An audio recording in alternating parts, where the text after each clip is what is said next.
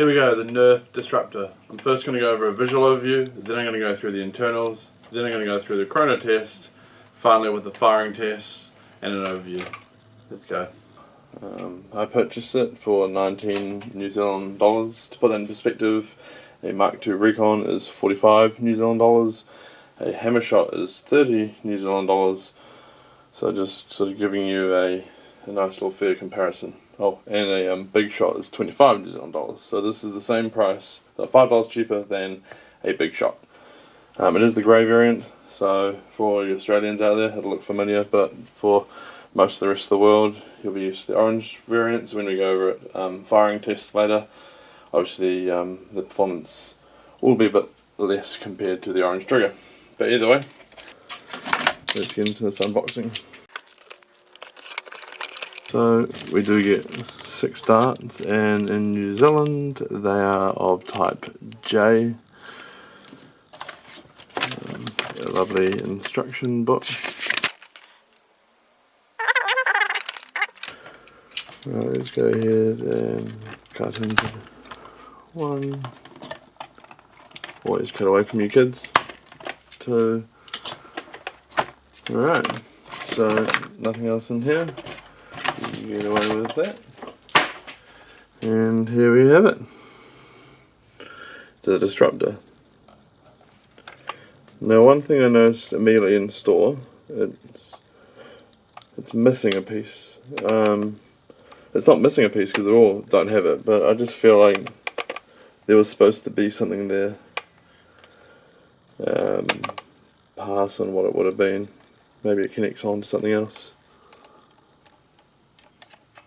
As you can see, there's the primed indicator. Apart from that, we got 1 sling point, 2 sling point, tack rail. I'm going to go ahead and open this up, but before we open it up, let's just do the comparison side by side.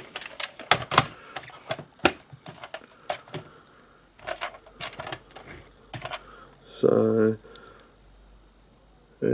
it's almost identical in terms of size.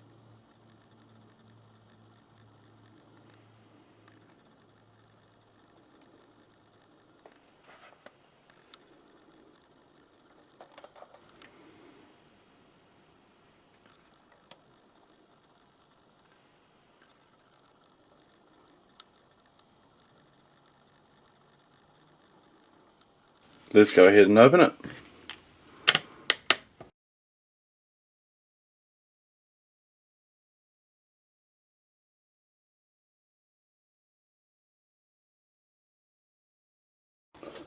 And there are the internals.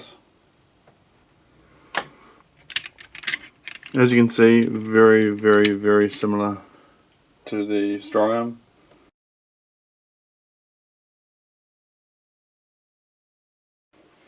So here we have it, the internals for both. We've got the Disruptor and we've got the Strongarm. As you can see, a couple of obvious differences. The change of attachment piece. Other than that, you got the same arming indicator. Almost identical looking trigger. Same plunger tube. It still achieves the same function, still fires 6 shots, still has slam fire, still has 2 sling points, one better than the other.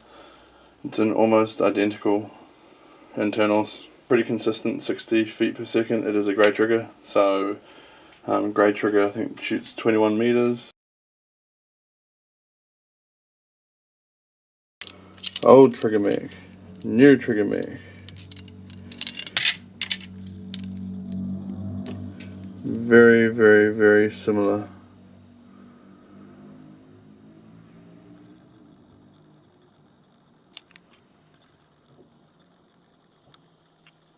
Very similar. So from here we've got, I'm not touching that, I don't really want to deal with that spring. I don't want to find out if it's easier than the last one to put back on, just don't want to deal with it. Then this whole thing pops out. As you can see, let's see this one. If you look at the internals, They're almost identical.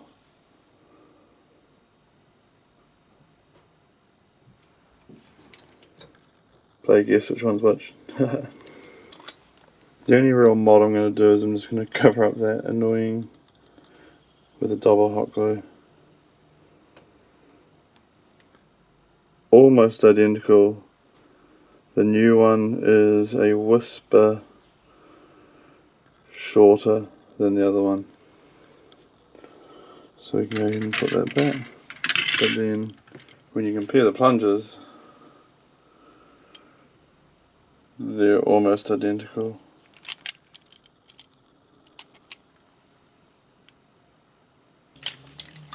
Now to compare drums. So as you can see,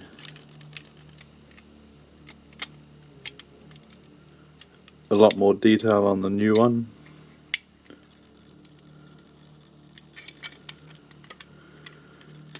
But very similar in design, and as I said, no need for that.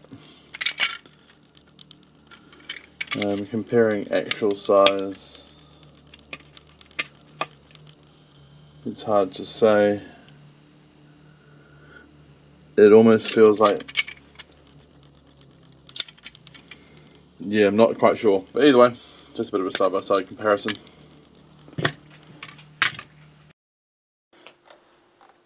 Now it's time for the Disruptor.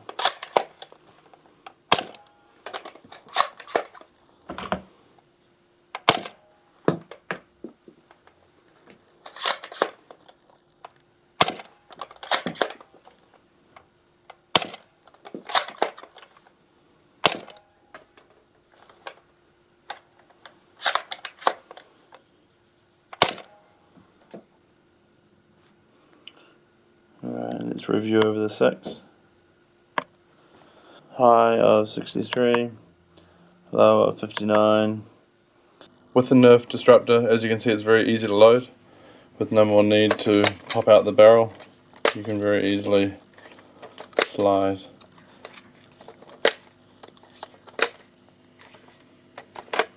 And the cool thing is, it has slam fire.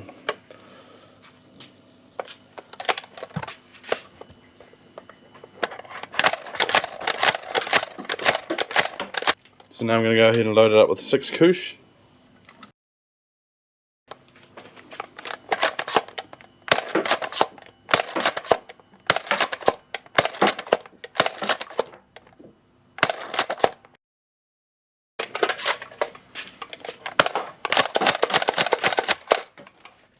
Now that we've had a look at the internals, we can see it's almost identical to the Strongarm. I think what Nerf have done here is just made a simpler Strongarm. It's less complicated internals, uses a lot less parts, therefore it's inherently more reliable. Obviously, if you're looking at swapping out with the drop cylinder, it's not going to work. However, for your average volume customer of a Nerf blaster, this is perfect. Office walls, no more need to pop it out. I don't know if you've ever tried to use those in a rush, but you've really got to get quite proficient at popping them out and loading. So with this, trouble gone. Go ahead and load it, straight it down the bottom. Good call. I know a lot of people are going to get upset with me, or at least upset with the concept that I'm calling this a good blaster. It's going to be reliable. It's significantly simpler and easier to operate than a Strongarm. It's that simple. Plus, the attachment point's not on the back. That's going to be a plus. Until next time, keep living that dream.